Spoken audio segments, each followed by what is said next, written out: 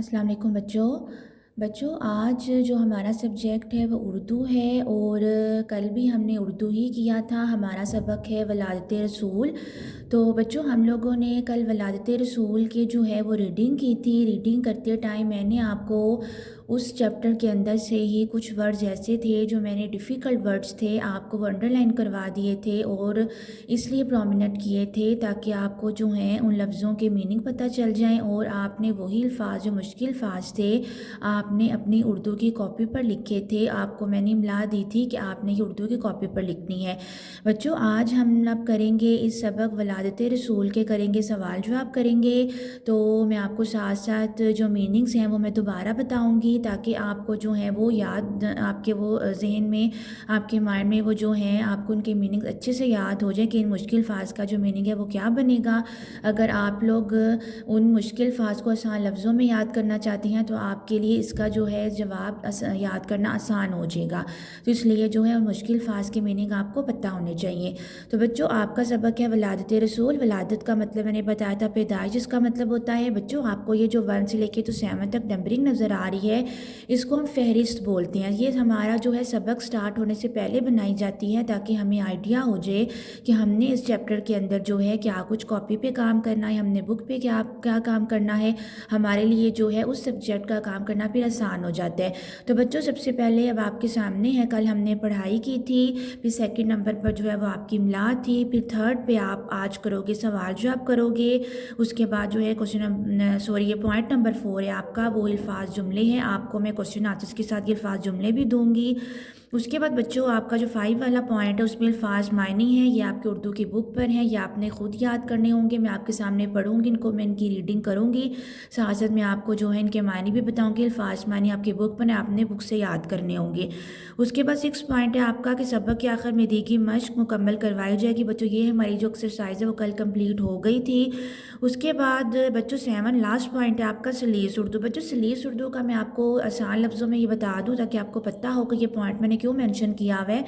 تو بچوں سلیس اردو کا مطلب یہ ہوتا ہے کہ ہم لوگ جو ہے اسی سبق کے اندر سے پیراگراف چوز کریں گے اور اس پیراگراف کے اندر جو ہے کچھ ورڈز مشکل آئیں گے، ان مشکل ورڈز کو ہم اسی طرح انڈر لائن کرتے جائیں گے اپنی کاپی کے اوپر بھی۔ یہ سلیس اردو ہم کاپی پر لکھیں گے۔ تو ہم لوگ جو ہے وہ سلیس اردو جب کاپی پر لکھیں گے تو ہم وہ پیراگراف لکھتے ٹائم اسی پیراگراف کے اندر جو کچھ ورڈز ہیں وہ ایسے ہی انڈر لائن ہم لوگ کرتے جائیں گے۔ پھر بچوں ہم دوسرے پیج پہ نہ اردو کی کاپی پر پھر اسی ہم لوگ پیراگراف کو آسان لفظوں میں لکھ دیں گے۔ پہلے ہم لوگ ایک ایسا پیراگراف لکھیں گے وہ ہم بک کے اندر سے چوز کریں گے جس کے اندر کچھ مشکل لفظ ہوں گے، ہم ان کو ساتھ ساتھ انڈر لائن کرتے جائیں گے۔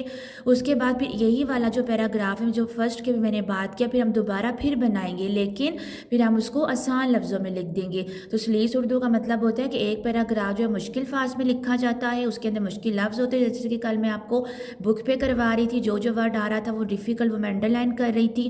اسی طرح بچوں سلیس اردو کا بھی یہی ہوگا کہ کاپی پر ہم کو ایک پیراگراف چوز کر کے کاپی پر لکھیں گے، پھر دوسرا پیراگراف کو جو ہم لوگوں نے جن لفظ کو انڈر لائن کیا ہوگا ہم انہی لفظوں کو پھر آسان کر کے وہ پیراگراف ہمارا آسان ہو جائے گا، ٹھیک ہے۔ تو سلیس اردو کو ہم یوں کام کریں گے۔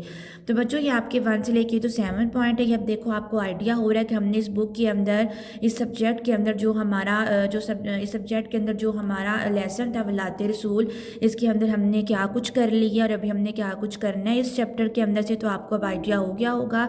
تو بچوں اب یہ ہے کہ ہم لوگ آج کے کوسچن آنسر سٹارٹ کرتے ہیں۔ بچوں آپ کے سامنے اب میں نے ولادت رسول کے جو ہیں وہ کوسچن آنسر شو کیے ہوئے ہیں۔ آج آپ کا جو موضوع ہے وہ سوال جواب ہے اور میں اب آپ کے سامنے پہلا جو ہے کوسچن پڑھنے لگی ہوں۔ ایران کے بادشاہ کے لیے کیا لقب استعمال ہوتا تھا؟ بچوں لقب کا کل میں نے آپ کو مطلب بتایا تھا، تعریفی نام کو بولتی ہیں۔ جواب ہے اس کا ایران کے بادشاہ کے لیے کسریٰ کا لقب استعمال ہوتا تھا۔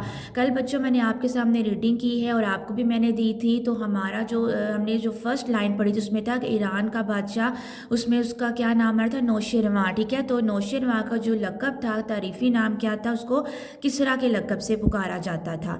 اس کے بعد آپ کا کوسچن نمبر 2 ہے ایرانی کس کی پوجا کرتے تھے؟ جواب ہے ایرانی آگ کی پوجا کرتے تھے۔ سوال نمبر 3 ایران کس خلیفہ راشد کے دور میں فتح ہوا؟ बच्चों क्वेश्चन नंबर 3 का मैंने क्वेश्चन पढ़ा है और अब इसका ये जवाब है।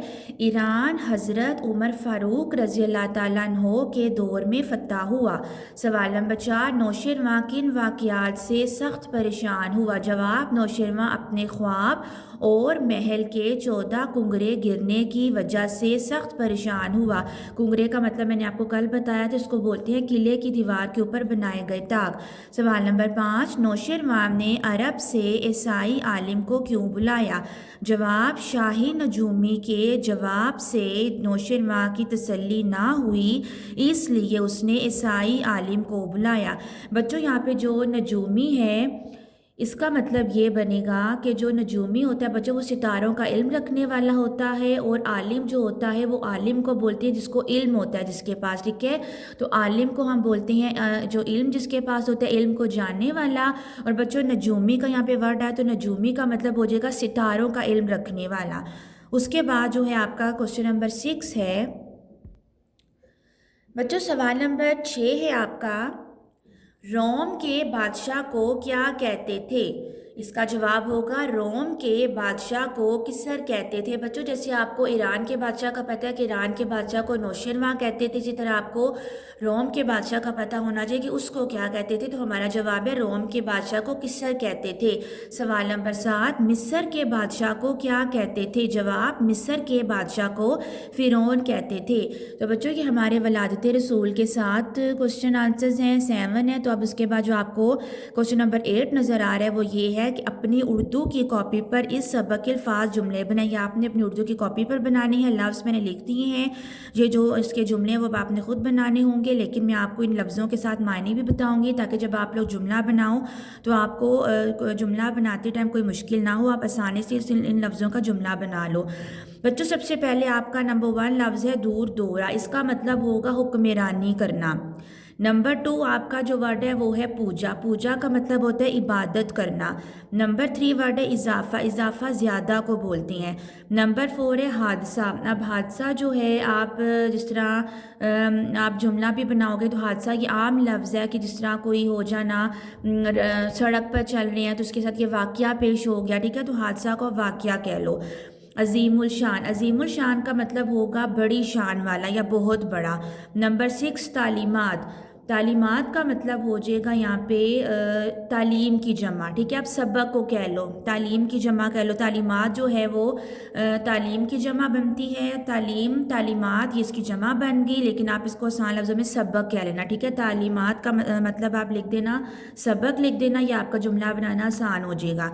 उसके बाद जो आपका है नंबर 7 दरबार, दरबार का बच्चों जो वर्ड है वो अब जिस तरह के हम आम दरबारों का जिस तरह हमें पता है कि हमारा जब दरबार है, कुछ लोग दरबारों में जाके भी दुआ मांगते हैं, वो भी जुमला आप यूज़ कर सकते हो। और एक दरबार वो होता है जो बादशाह एक लगाता है दरबार, अपने वो जो सामने जो होते हैं वो अपने लोगों को इकट्ठा करके वो बिठा लेते हैं, कोई फैसला करना हो तो उसको भी दरबार लगाना कहते हैं। तो आपके सामने एक दरबार लफ्ज़ है वो भी आसान है, वो आप आम रूटीन में यूज़ करते हो। तो बच्चों आई होप आपको काम समझ आ गया होगा कि ये जो आपकी वलादत रसूल की है मैंने बनाए हैं 7 क्वेश्चन आंसर्स, और साथ आपका जो 8 वाला क्वेश्चन है वो आपका अल्फाज जुमले का होगा।